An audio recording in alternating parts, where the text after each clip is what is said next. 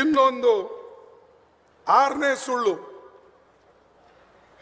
2022ರಲ್ಲಿ ಎಲ್ಲ ಭಾರತೀಯರಿಗೆ ಮನೆ ಪಕ್ಕಾ ಮನೆ ಮಾಡಿಕೊಡ್ತೀನಂದ್ರು.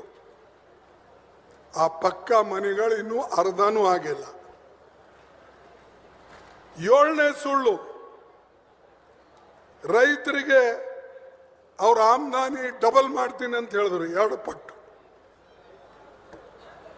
ಆಯ್ತಾ? 2 ಪಟ್ಟು ಇಲ್ಲ. ಇದು ಅವ್ರದ್ದು 7ನೇ ಸುಳ್ಳು. 8ನೇ ಸುಳ್ಳು, ನೋಟ್ ಬಂದಿ ಮಾಡದ ಹೇಳಿದ್ರು. ಏನಂದ? ಮಿತ್ರೋ, मुझे सिर्फ 50 दिन दो, 50 दिन में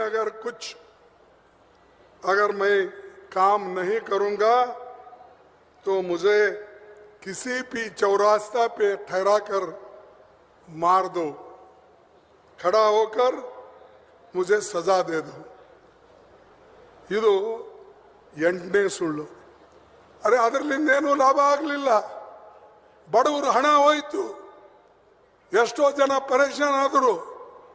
1000 ರೂಪಾಯಿ ನೋಟು 200 ರೂಪಾಯಿದಾಗ ಮಾಡಿಕೊಂಡ್ರು. ಅದೇ ರೀತಿಯಾಗಿ ಅವರು 9ನೇ ಸುಳ್ಳು ಹೇಳಿದ್ರು. ಯಾವುದು? ಅವ್ರ ಊರ್ಲಿಂದನೇ, ಅಹಮದಾಬಾದ್ಲಿಂದ ಬೊಂಬೈ ತನ ಬುಲೆಟ್ ಟ್ರೈನ್ ತರ್ತೀನಿ ಅಂದರು. 2022ರಾಗ ತಂದು ಬಿಡ್ತೀನಿ ಅಂದರು.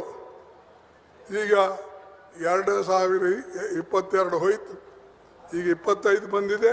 ಇನ್ನೂ ಅರ್ಧದಷ್ಟು ಕೆಲಸ ಆಗಿಲ್ಲ. 10ನೇ ಸುಳ್ಳು,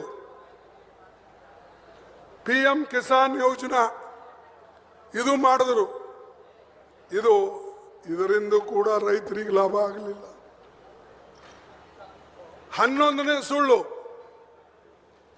ಹೊರಗಡೆ ಏನು ಶ್ರೀಮಂತರು ಓಡಿ ಹೋಗಿದ್ದಾರೋ ಇಲ್ಲೆಲ್ಲ ಬ್ಯಾಂಕ್ಲಿಂದ ಲೋನ್ ತಗೊಂಡು ಅವರಿಗೆ ಹಿಡ್ಕೊಂಡು ಬಂದು ಜೈಲಿಗೆ ಹಾಕ್ತೀನಿ ಅಂತ ಹೇಳಿದ್ರ.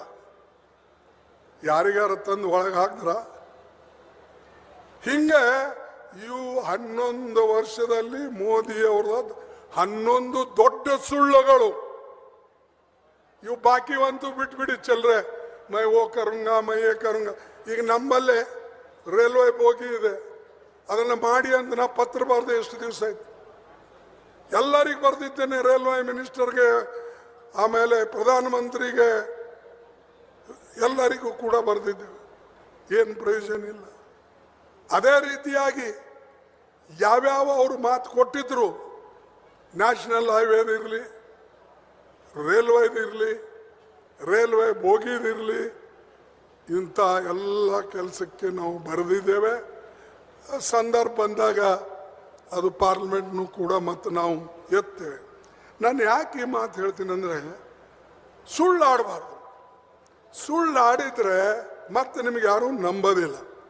ಅದಕ್ಕೆ ಎಷ್ಟೋ ಸಲ ನಾನು ಸುಮಾರು 11 ಎಲೆಕ್ಷನ್ ಗೆದ್ದಿದ್ದೀನಿ. 12ನೇ ಎಲೆಕ್ಷನ್ ನಾನು ರಾಜ್ಯಸಭಾದಲ್ಲಿ ಗೆದ್ದಿದ್ದೀನಿ. 12 ಎಲೆಕ್ಷನ್ ಗೆದ್ದರೂ ಕೂಡ ನಾ ಯಾರಿಗೂ ಕೂಡ ಹೇಳಿಲ್ಲ ಇಂಥ ಕೆಲಸನ ಮಾಡೇ ಕೊಡ್ತೀನಂತ. ನಾ ಅವ್ರಿಗೆ ಹೇಳಿದ್ದು, ನನ್ನ ಕೈಲಾದಷ್ಟು ಇದು ಮಾಡ್ತೀನಿ, ನಿಮಗೆ ಯೋಗ್ಯವಾದಂಥ ಪರಿಣಾಮ ಆಗಂಗೆ ತೋರಿಸ್ತೀನಿ ಅಂತ ಹೇಳಿ ಯಾವಾಗಲೂ ನಾ ನಿಜ ಹೇಳ್ಕೋತ ಬಂದಿದ್ದಕ್ಕಾಗೆ ನಿಮ್ಮ ಆಶೀರ್ವಾದದಿಂದ ಇವತ್ತು AICC ಅಧ್ಯಕ್ಷನಾಗಕ್ಕೆ ಸಾಧ್ಯ ಆಯ್ತು.